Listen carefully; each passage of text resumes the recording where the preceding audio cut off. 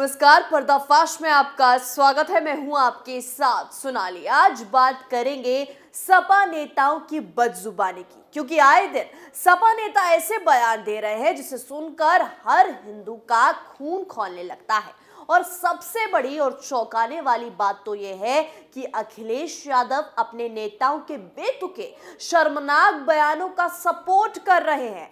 जी हाँ, एक तरफ सपा प्रमुख ने स्वामी प्रसाद मौर्य के शर्मनाक बयान के बाद उनको प्रमोशन दे दिया है, वहीं दूसरी तरफ अब एक और सपा नेता ने पवित्र रामचरितमानस पर जहर उगल दिया है। बार बार हिंदू ग्रंथों और साधु संतों को टारगेट करने की सपा की पुरानी आदत न जाने कब जाएगी। एक नहीं, दो नहीं, बार बार सनातन का अपमान करती आई है समाजवादी पार्टी।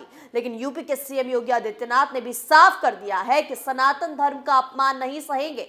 तो आज पर्दाफाश करेंगे सपा के एक ऐसे चेहरे का जिसे आज तक सिर्फ अंदाजे में लिया गया है कि सपा हिंदू विरोधी है, लेकिन आज आपको ये प्रूफ करेंगे कि सपा हमेशा से ही एक धर्म के खिलाफ रही है। तो चलिए शुरू करते हैं। देश में अनेक राजनीति एवं गैर राजनीतिक शक्तियां हैं जो अपने बयानों से देश की एकता, शक्ति एवं अमन चैन को छीनने के लिए तत्पर रहती हैं। ऐसी ही शक्तियों में शुमार बिहार के शिक्षा मंत्री श्री चंद्रशेखर और समाजवादी पार्टी के नेता स्वामी प्रसाद मौर्य ने हिंदू धर्म की आस्था को आहत करने वाले बयान दिए हैं। पवित्र रामचरितमानस की कुछ पंक्तियों को लेकर उन्होंने घटिया टिप्पणी करके धर्म विशेष की आस्था को आहत करते हुए विवाद को जन्म दिया। हालांकि दुख तो तब हुआ जब अखिलेश यादव ने भी मौर्य के खिलाफ कुछ स्टैंड नहीं लिया, लेकिन दुर्भाग्यपूर्ण तो यह है कि देश के प्रमुख राजनेता ने सच्चाई को जानते हुए जानबूझकर भड़काऊ और उन्मादी बयानों से देश की मिली जुली संस्कृति को झुलसाने का काम किया। मौर्य के ऐसे हिंसक विचारों को क्या हिंदू हाथ पर हाथ धरे देखते रहेंगे? क्यों ऐसे बयानों से देश की एकता एवं सर्वधर्म संस्कृति को तोड़ने की साजिश की जाती है?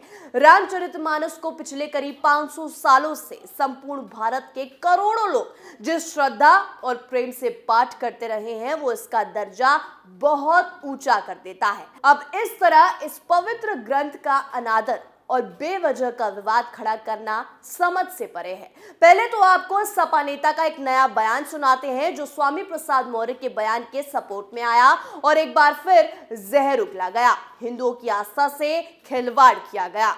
समाजवादी पार्टी के नेताओं की तरफ से रामचरितमानस को अपमान करने का सिलसिला जारी है। लालजी पटेल ने स्वामी प्रसाद मौर्य का सपोर्ट करते हुए श्री रामचरितमानस की प्रतियां जलाने के लिए दलितों को उकसाया। उन्होंने कहा, रामचरितमानस कोई धार्मिक ग्रंथ नहीं है, ये एक ऐसी किताब है जिससे समाज में भेदभाव को बढ़ावा मिलता है। ये पिछड़ी जाति और दलितों का अपमान करती है, इसे जलाया जाना चाहिए।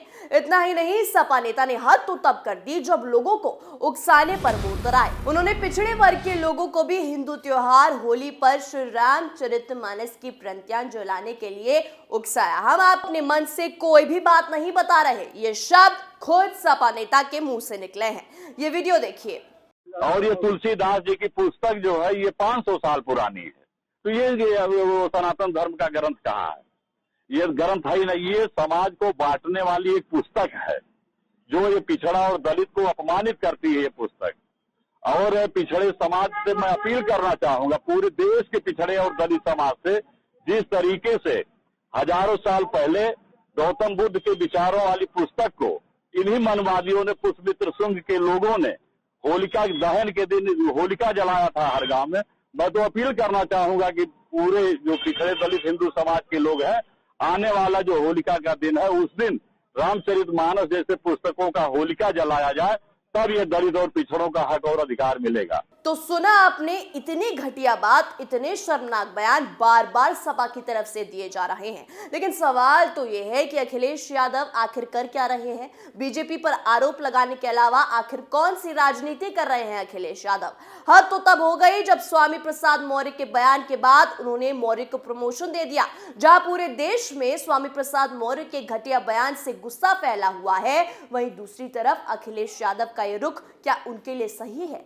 इन सबसे ऐसा लग रहा है कि अखिलेश यादव ने ही जैसे स्वामी प्रसाद मौर्य को ये सब करने के लिए कहा है। सच तो यह है कि स्वामी प्रसाद मौर्य ये सब अपने आप नहीं कर रहे और न ही उनकी इतनी हैसियत है। समाजवादी पार्टी और दूसरी राजनीतिक पार्टियों की तरफ से हिंदू विरोधी राजनीति करने का ये मिला जुला एक प्लान है, तभी तो स्वामी प्रसाद मौर्य को प्रमोशन दिया गया। क्या अखिलेश यादव राम विरोधी है? क्या सपा हिंदू धर्म के खिलाफ साजिश रच रही है? यह सवाल इसलिए क्योंकि बीजेपी और निषाद पार्टी सपा और अखिलेश यादव को राम विरोधी बार बार बताते रहे हैं, लेकिन अखिलेश ने सफाई दी है कि वो रामचरितमानस के विरोध में नहीं, लेकिन मुख्यमंत्री बताए कि ताड़ना का मतलब क्या होता है और शूद्र कौन है। इन बयानों को लेकर यूपी की सियासत काफी गर्म है। सवाल उठता है कि जब सपा रामचरितमानस के विरोध में नहीं तो बार बार विवादित बयान क्यों आ रहे हैं? स्वामी की सपोर्ट में उतरे लोग रामचरितमानस की प्रतियां क्यों जला रहे हैं? लेकिन भगवान राम की आस्था, सनातन धर्म पर प्रहार योगी सहने वाले नहीं है। जैसे पहले अखिलेश का मंदिर में साधु संतों ने घुसने से बैन लगा दिया था, एक बार फिर हर मंदिर में योगी उनको बैन कर सकते हैं। जिस हिसाब से सपा हिंदुओं की आस्था से खिलवाड़ कर रही है, योगी उसका बराबर हिसाब लेंगे। संकेत तो सीएम योगी ने तभी दे दिए थे जब योगी महाराष्ट्र पहुंचे थे और सनातन पर प्रहार करने वालों पर खूब बरसे थे। सीएम योगी आदित्यनाथ ने कहा था कि सनातन पर प्रत्येक भारतवासी को गर्व है।